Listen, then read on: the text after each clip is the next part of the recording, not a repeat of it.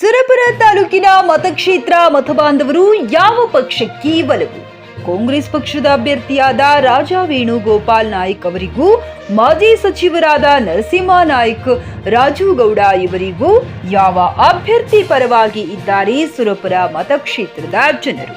ಹೌದು, ಮೊನ್ನೆ ತಾನೇ ಹೃದಯ ಸಮಸ್ಯೆಯಿಂದ ನಿಧನರಾದ ಸುರಪುರ ಮತಕ್ಷೇತ್ರದ ಅಭ್ಯರ್ಥಿ ರಾಜಾ ವೆಂಕಟಪ್ಪ ನಾಯ್ಕ 4 ಬಾರಿ ಶಾಸಕರಾಗಿ ಆಯ್ಕೆಯಾಗಿದ್ದರು.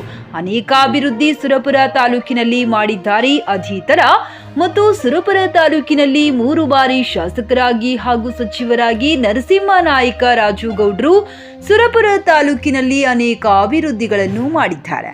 ಆದರೆ ಮತ್ತೆ ಮರು ಚುನಾವಣೆ ಬಂದಿರುವುದರಿಂದ ಈಗ ಮತದಾರರು ಯಾರಿಗೆ ಒಲಿಯುತ್ತಾರೆ? ಕಾಂಗ್ರೆಸ್ ಪಕ್ಷದ ಅಭ್ಯರ್ಥಿ ರಾಜಾ ವೇಣುಗೋಪಾಲ್ ನಾಯ್ಕ್ ಅವರಿಗೂ ಇಲ್ಲ, ಬಿಜೆಪಿ ಪಕ್ಷದ ಅಭ್ಯರ್ಥಿಯಾದ ಮಾಜಿ ಸಚಿವರಾದ ನರಸಿಂಹ ನಾಯ್ಕ್, ರಾಜು ಗೌಡರಿಗೂ ಯಾವ ಪಕ್ಷದ ಅಭ್ಯರ್ಥಿ ಪರವಾಗಿ ಸುರಪುರ ಮತಕ್ಷೇತ್ರದ ಜನರು ಒಲವು ಇದೆ ಎಂದು ಅನುಕಂಪಕ್ಕಿದೆಯೋ ಇಲ್ಲ ಹೋದ ಚುನಾವಣೆಯಲ್ಲಿ ಸೋತಂತಹ ಅಭ್ಯರ್ಥಿ ಪರವಾಗಿದೆಯೋ ಕುತೂಹಲ ಮೂಡಿಸಿದ ಉಪಚುನಾವಣೆ. ರಸೂಲ್ ಬನ್ನೂರ್, ಜೆಕೆ ನ್ಯೂಸ್ ಕನ್ನಡ, ಹುಣಸಗಿ. ಸಂಬಂಧಿಕರೇನವ್ರು ಬಿದ್ದವರು, ನನ್ನ ಮತ ಬಾಂಧವರು, ಅವರ ಆಶೀರ್ವಾದದಿಂದ ನಾವು ಮೇಲೆ ಬಂದ್ವಿ ಅಂತ ಮಾಡಿದೆ. ನೀವು ಡಿಸೈಡ್ ಮಾಡ್ರಿ, ಏನ್ ಕಣ್ಣೀರು ಹಾಕಂತ ಬಂದವ್ರಿಗೆ ಓಟ್ ಹಾಕ್ತಿರೋ ಅಥವಾ 5 ವರ್ಷ ನಿಮ್ಮ ಕಣ್ಣೀರು ವರ್ಷಂತವ್ರಿಗೆ ಓಟ್ ಹಾಕ್ತಿರೋ ನೀವು ಡಿಸೈಡ್ ಮಾಡ್ರಿ. ನನಗೆ ಅವ್ರ ಮೇಲೆ ಅನುಕಂಪ ಇಲ್ಲ ಅಂತ ಹೇಳಲ್ಲ.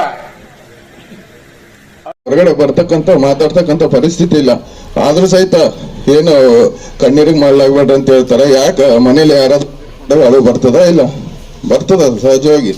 ನಾವು ಹೊರಗಡೆ ಬಂದಾಗ ಪ್ರತಿ ದಿವಸ ಜನರು